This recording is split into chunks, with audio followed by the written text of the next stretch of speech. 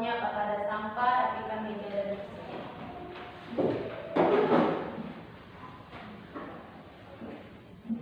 Sudah?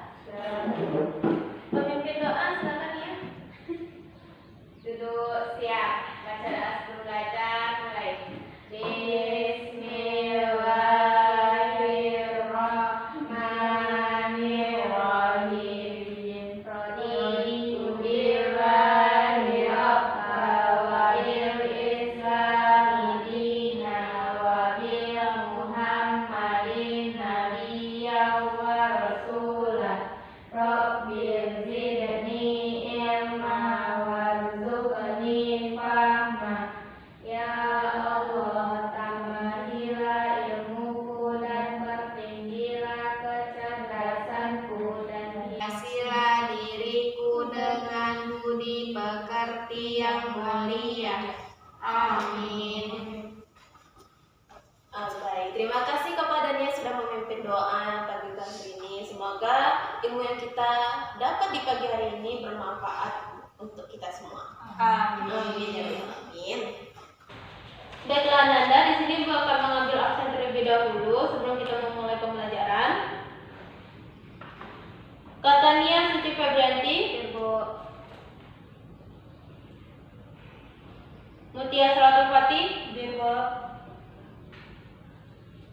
Melia Bella Putri, sakit Bu. Nora Destiana, hadir. Nelly Saada, sakit. Salma, ada 2 orang yang sakit ya. Kita doakan mudah-mudahan cepat sembuh dan kembali beraktivitas ke sekolah. Amin. Kemarin kita sudah membahas mengenai konsep dasar administrasi sarana dan prasarana pendidikan. Nah, untuk mengulas kembali, Ibu ingin tahu apakah kalian sudah paham tentang materi kemarin. Siapa yang di sini tahu apa yang dimaksud dengan sarana? Nanti Ibu akan memberikan poin tambahan untuk nilai ujian kalian. Siapa yang mau? Ya, dipersilakan kemudian. Sarana adalah peralatan dan perlengkapan yang secara langsung dipergunakan dan menunjang proses belajar mengajar, Bu. Ya, benar sekali. Lalu seperti apa contoh sarana yang ada di sekolah kita? Siapa yang mau memberikan contoh? Tunjuk tangan. Ya, Nora. Gedung berkelas, meja, kursi, Bu. Ya, benar sekali. Nah, dari pendapat teman-teman tadi, seperti Mutia dan Lara sudah memberikan pengertian dan contoh dari sarana. Siapa yang di sini bisa menyimpulkan pengertian dari administrasi sarana dan prasarana pendidikan? Ya, silakan sama. Yang dimaksud dengan administrasi sarana dan prasarana pendidikan adalah seluruh proses yang direncanakan serta pembinaan secara kontinu terkait perbuatan pendidikan agar siap pakai dalam pelaksanaan pembelajaran. Iya, benar sekali. Beri tepuk tangan dulu. Di sini Ibu akan ulas sedikit lagi ya. Yang dimaksud dengan administrasi sarana dan prasarana pendidikan itu adalah kegiatan yang direncanakan dan digunakan dalam jangka yang panjang untuk menunjang proses belajar mengajar agar efektif dan efisien. Nah, nampaknya anak-anak Ibu semua sudah paham dan mengerti tentang pelajaran Ibu kemarin. Sekarang kita akan membahas mengenai ruang lingkup sarana dan prasarana pendidikan. Ruang lingkup sarana dan prasarana pendidikan.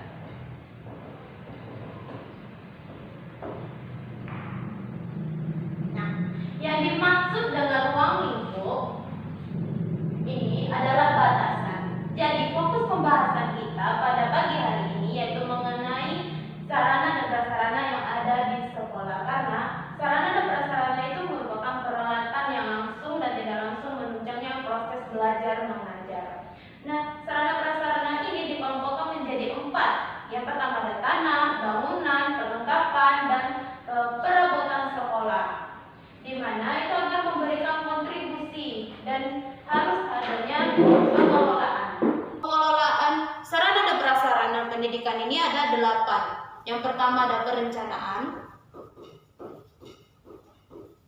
ada pengadaan, inventaris, pemeliharaan, penataan, penyimpanan,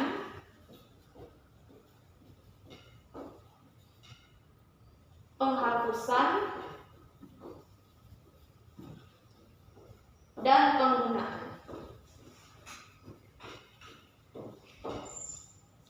Nah, untuk pembahasan kita itu cukup 4 yang teratas. Kita ambil yang 4 pertama, yaitu mengenai perencanaan, pengadaan, inventaris, dan pemeliharaan yang akan kita bahas pada minggu sekarang. Tujuan adanya pengelolaan sarana dan prasarana pendidikan yaitu untuk memberikan layanan yang profesional dalam menunjang proses belajar mengajar pendidikan agar efektif dan efisien. Kita akan membahas yang pertama yaitu mengenai perencanaan. Perencanaan ini harus dilakukan oleh sekolah agar gedung sekolah ini dapat dibangun sesuai dengan tempatnya. Coba Ananda pikirkan, menurut pendapat Ananda, bagaimana jika sekolah dibangun di lingkungan yang padat pemukiman penduduk? Siapa yang mau memberikan pendapat? Saya ya, kemudian. Menurut saya itu tidak kondusif karena akses jalan ke sekolah akan menjadi susah baik bagi pengguna kendaraan maupun jalan kaki. Iya, benar sekali. Masalah yang dibicarakan oleh Mutia tadi itu secara tidak langsung akan berpengaruh kepada mutu pendidikannya. Ini kurangnya minat siswa untuk bersekolah di sekolah tersebut. Nah, perencanaan dari pembahasan tadi, perencanaan itu penting dilakukan oleh sekolah karena agar sekolah itu dapat menentukan letak strategi dalam membangun sekolahnya itu dapat dilakukan dengan cara melakukan survei, menghitung kelas pembangunannya, dan menyusun anggaran biayanya. Sedangkan perencanaan untuk pengadaan perabotan sekolah itu dapat dilakukan dengan 2. Baiklah, materi selanjutnya kita akan membahas yang kedua mengenai pengadaan. Pengadaan sarana prasarana ini itu ada banyak berbagai cara yang dapat dilakukan. Seperti contohnya itu pengadaan tanah, itu dapat dilakukan dengan cara membeli, menerima hibah, atau hak pakai, atau menukar dan lain sebagainya. Contohnya saja, ketika kita membangun sekolah, pengadaannya itu dapat dilakukan dengan cara membeli. Selanjutnya pengadaan dan pembangunan sekolah itu dapat dilakukan dengan cara membangun baru, membeli, menyewa, menerima hak hibah, dan lain sebagainya. Contohnya saja, lapangan bola basket kita itu hasil menyewa tanahnya itu milik warga. Jadi kita menyewa, sekolah menyewa itu per tahun.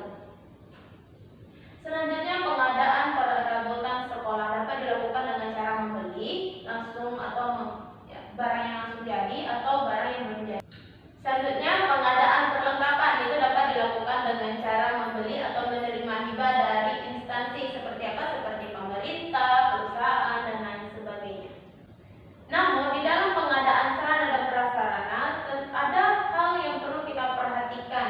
Tidak secara sembarangan kita melakukan pengadaan. Siapa yang tahu menurut pendapat Anda? Ya, silakan Nora. Kualitas dan kuantitasnya, baik itu prosedur atau beberapa bisa terjadi masalah di kemudian hari. Ya, benar sekali. Beri tepuk tangan. Contohnya saja kita dapat mengambil contoh tentang tanah, tentang pengadaan tanah. Tanah tadi kita harus tahu suratnya itu jelas apakah itu milik warga atau milik pemerintah. Sampai di sini apakah paham atau ada yang bertanya? Paham. Baik, kita akan masuk ke materi yang ketiga yaitu inventaris. Sarana dan prasarana itu hendaknya diinventariskan supaya apa? Supaya kita tahu jumlah barangnya berapa, jenis barangnya bagaimana, kualitasnya bagaimana, ukuran atau tahun pembuatannya bagaimana juga, dan lain sebagainya. Nah, untuk sarana dan prasarana yang berasal dari pemerintah itu wajib diinventariskan. Maksud inventaris itu adalah dicatat di buku. Buku apa? Yaitu yang pertama ada buku induk barang inventaris, yang kedua ada buku induk golongan inventaris. Selanjutnya kita akan memasuki yang keempat mengenai pemeliharaan. Tahukah Ananda sarana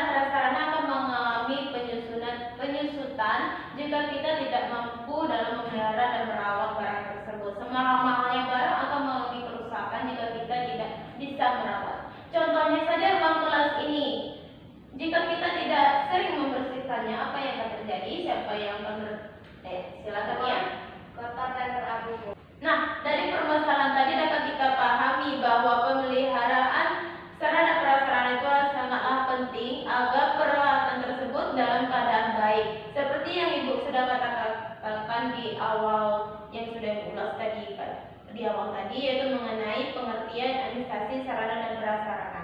Jadi yang dimaksud dengan pemeliharaan sarana dan prasarana adalah kegiatan untuk melaksanakan dan pengaturan agar semua sarana prasarana itu selalu dalam keadaan baik dan siap pakai dan untuk mencapai tujuan pendidikan. Dengan tujuan untuk memperpanjang usia barang dan menjamin ketersediaannya. Sedangkan manfaatnya itu jika peralatan terpelihara dengan baik, itu tentu barang tersebut akan awet, jadi tidak ada pergantian barang baru dalam waktu dekat dan jarang terjadinya kerusakan.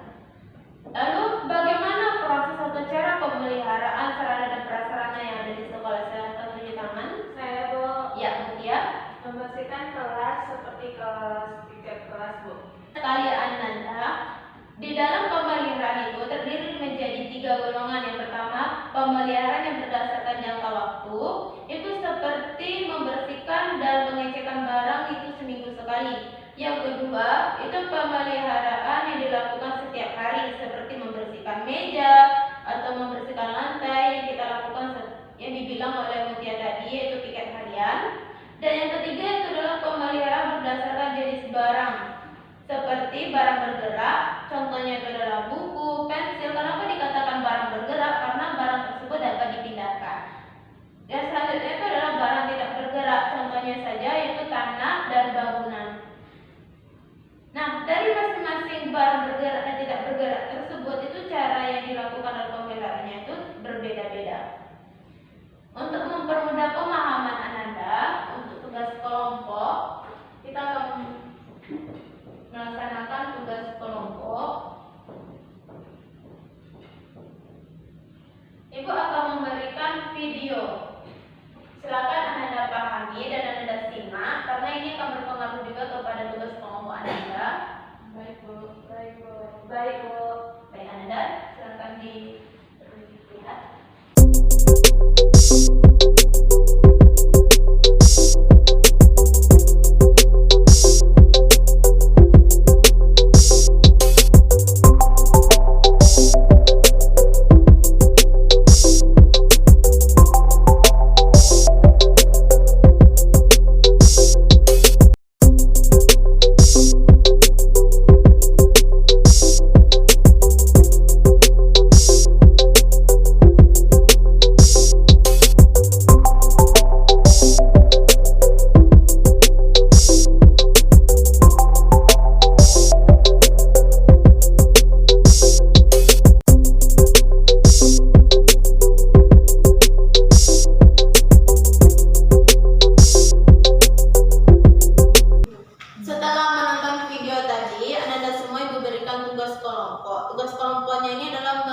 Mencatat ringkasan tentang pengelolaan sarana dan prasarana pendidikan dalam pemeliharaan sarana dan prasarana pendidikan di kertas HPS. Buatlah sebagus mungkin karena ini akan Ibu nilai dan akan Ibu tempelkan di mading kelas. Apakah sudah paham Ananda? Paham, Bu. Baik, dikerjakan ya.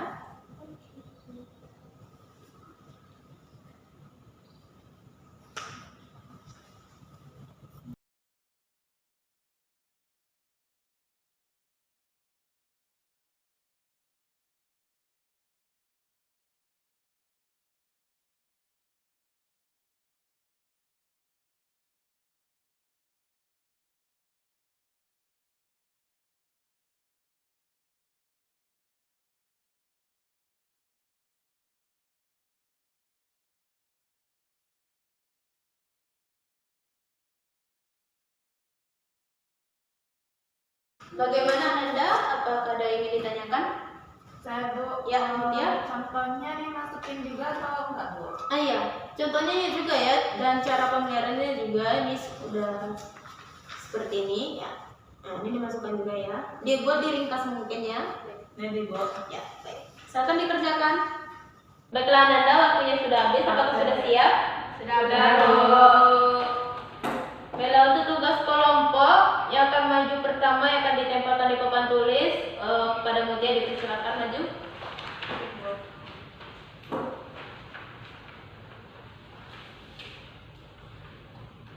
Selanjutnya Naura.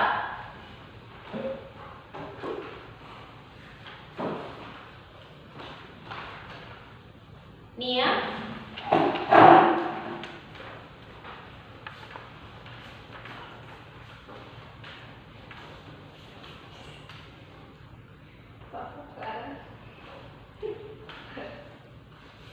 Dan yang terakhir sama.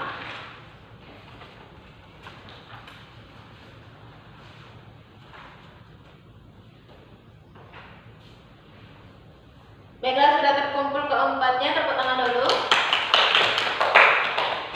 Wah, bagus ya. Tugas kelompok yang Anda kerjakan sangat berkreasi. Ibu akan memilih satu yang akan ditempelkan di mading kelas kita, yakni Ibu akan memilih Naura. Karena kreativitasnya sudah ada bunga dan tulisannya sudah cukup bagus. Tepuk tangan dahulu.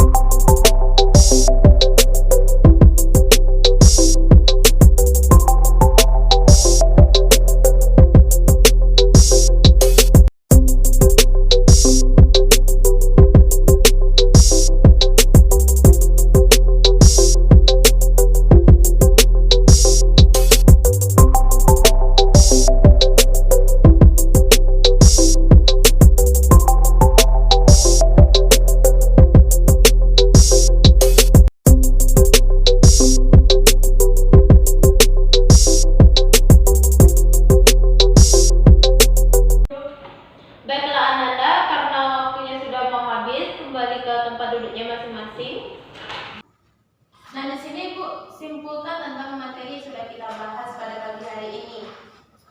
Di mana pemeliharaan adalah pekerjaan yang kompleks karena harus terintegrasi dengan rencana pengembangan yang baik, baik itu nasional, regional maupun lokal. Sedangkan pengadaan itu kegiatan penyediaan sarana dan prasarana untuk menunjang terlaksananya proses belajar mengajar yang efektif dan efisien. Selanjutnya itu adalah inventaris, di mana itu pencatatan sarana dan prasarana. Dan yang terakhir itu mengenai pemeliharaan. Pemeliharaan adalah kegiatan terus-menerus untuk mengusahakan barang dalam keadaan baik dan siap pakai. Nah, itulah materi yang dapat disimpulkan tentang pagi hari ini mengenai ruang lingkup sarana dan prasarana pendidikan. Karena waktu jam sudah mau habis, kita tutupi pembelajaran kita pagi hari ini dengan mengucapkan hamdalah. Alhamdulillahirrahmanirrahim. Untuk minggu depan kita akan membahas mengenai lanjutan ruang lingkup sarana dan prasarana pendidikan, yaitu mengenai pendataan, penghapusan, penyimpanan, dan penggunaan. Silakan Anda baca tentang materi tersebut.